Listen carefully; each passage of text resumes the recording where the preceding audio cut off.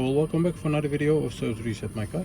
Today I'm going to show you how you can change the menu language of the multimedia area and the dashboard instrument cluster of an Opel Crossland 2018.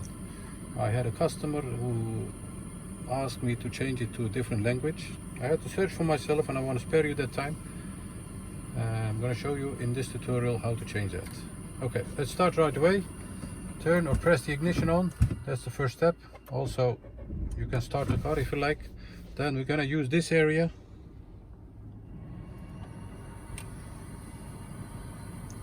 Press the options wheel button over here, settings button, the options button over here.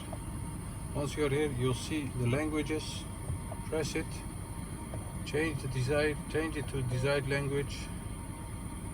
For example, Dutch. That was what asked for. Press the check button.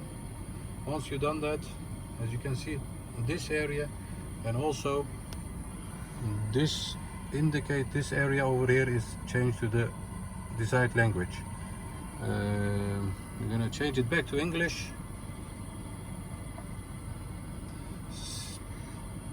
Go back to audio, for example, settings button, options, languages, English, check button, and the language is back to English again.